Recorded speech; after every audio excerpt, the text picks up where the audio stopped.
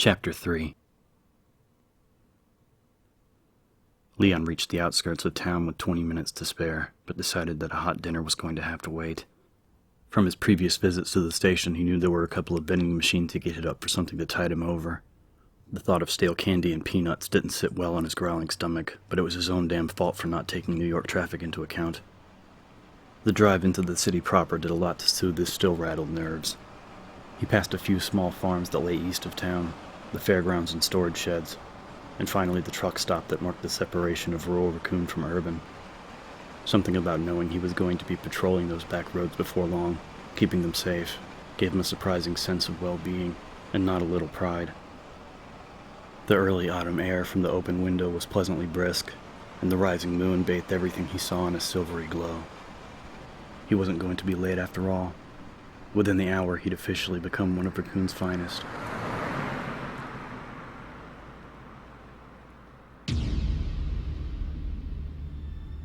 As Leon turned the Jeep down Bybee, heading for one of the main north-south streets that would take him to the RPD building, he got his first hint that something was very wrong. In the first few blocks, he was mildly surprised. By the fifth, he found himself slipping towards a state of shock. It wasn't just strange, it was impossible. Bybee was the first real city street coming from the east where buildings outnumber empty lots. There were several espresso bars and cheap diners, as well as a bargain movie theater that never seemed to run anything but horror movies and romantic comedies, and was therefore the most popular hangout for the youth of Raccoon. There were even a few generically hip taverns that served microbrew and hot rum drinks for the winter college student ski crowd. At 9:15 on a Saturday night, Bybee should have been teeming with life.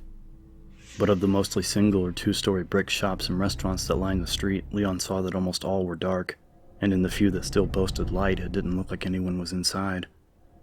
There were plenty of cars parked along the narrow street, and yet not one person that he could see. Bybee, the hangout for cruising teens and college students, was totally deserted. Where the hell is everybody? His mind grasped for answers as he crept down the silent street, searching desperately for a reason, and for some way to alleviate the sweaty anxiety that had once again settled over him. Maybe there was some kind of an event going on. A church function, like a spaghetti feed, or perhaps Raccoon had decided to take up Oktoberfest and tonight was the big kickoff. Yeah, but everybody at the same time? It'd have to be one hell of a party.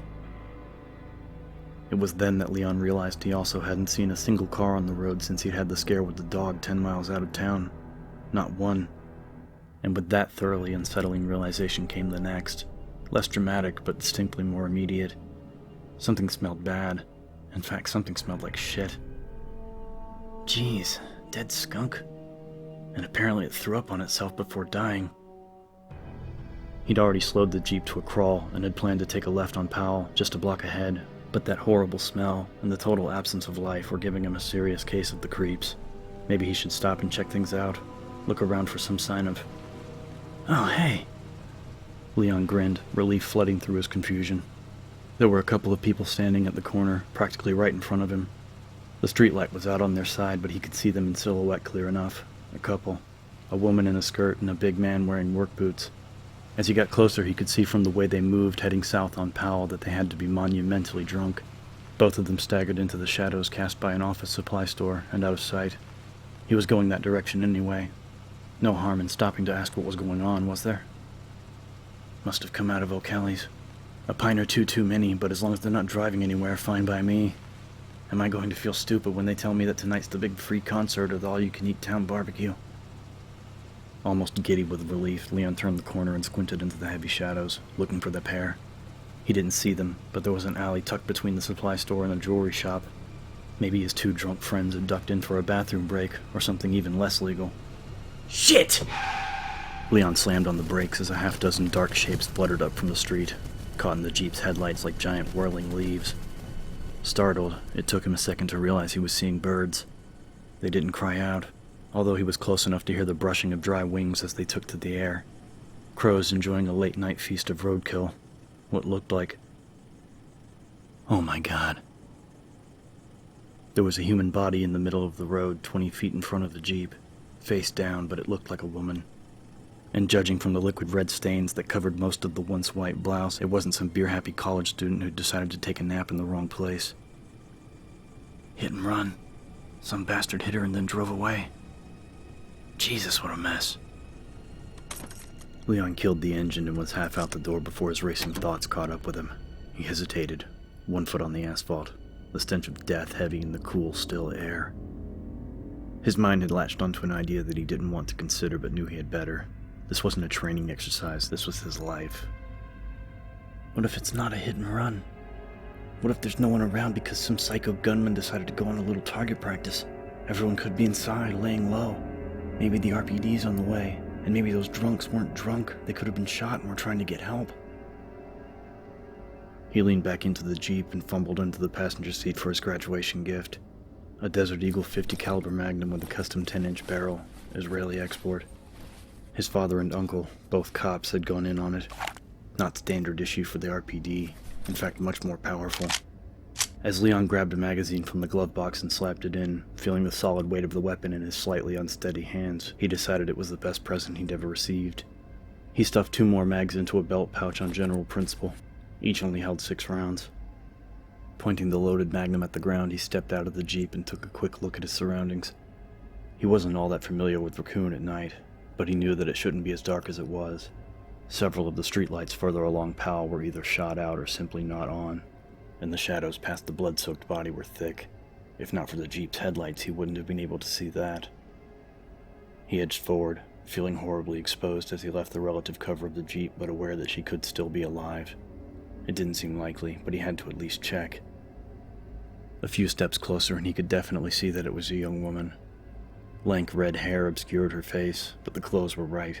Denim pedal pushers and flats. The wounds were mostly hidden by the bloody shirt, but there seemed to be dozens. Ragged holes in the wet cloth exposed torn, glistening flesh and the crimson of muscle beneath. Swallowing heavily, Leon quickly switched the gun to his left hand and crouched down next to her. The cool, clammy skin yielded easily beneath his fingertips as he touched her throat, pressing his first 2 fingers against the carotid. A few seconds passed. Seconds that made him feel horribly young and afraid as he tried to remember the procedure for CPR and prayed at the same time that he would feel a pulse. 5 compressions, 2 short breaths, keep my elbows locked, and come on, please don't be dead. He couldn't find it, and didn't want to wait 1 more second. He holstered the Magnum and grabbed her shoulders to turn her over, to check for breathing.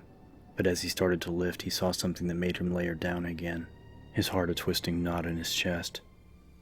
The victim's shirt had pulled out of her pants enough for him to see that her spine and part of her ribcage were exposed, the still fleshy knobs of vertebrae shining in red, the narrow curving ribs disappearing into masses of shredded tissue.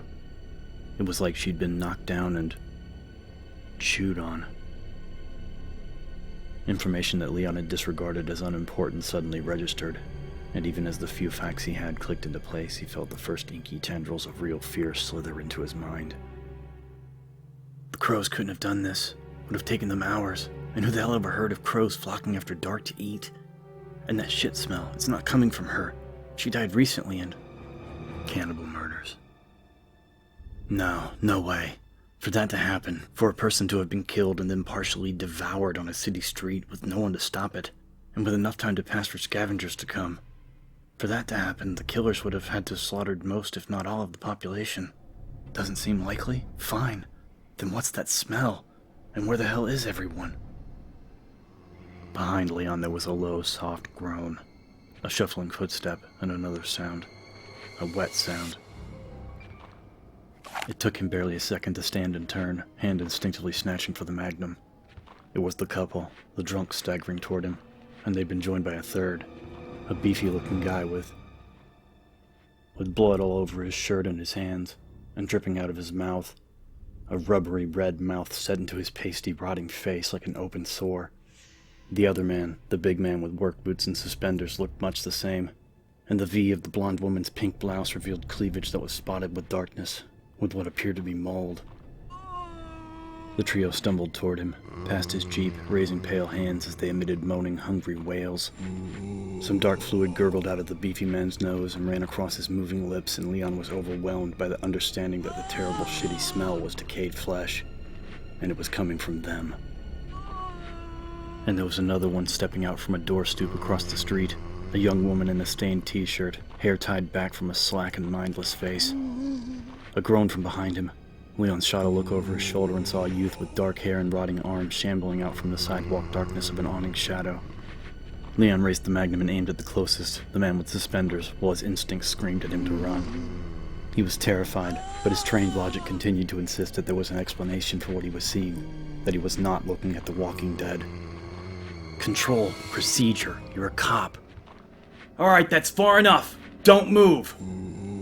His voice was strong, commanding and authoritative, and he was wearing his uniform, and God, why aren't they stopping? The man in suspenders moaned again, blind to the weapon pointed at his chest and still flanked by the others, now less than 10 feet away. Don't move! Leon said again, and the sound of his own panic made him back up a step, darting his gaze left and right, seeing that there were still more of the wailing, lurching people coming out of the shadows. Something grabbed his ankle. No! He shouted, whipped the gun around, and saw that the corpse of the hit-and-run victim was scrabbling at his boot with one blood-crusted hand, working to drag her crippled body closer. Her gasping cry of frantic hunger rose to join those of the others as she tried to bite into his foot, bloody smears of saliva drooling off her abraded chin, dripping onto the leather.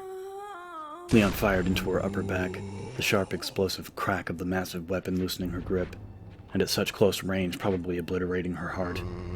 Spasming, she dropped back to the pavement, and he turned and saw that the others were less than 5 feet away, and he fired twice more, the rounds splattering red flowers into the chest of the closest.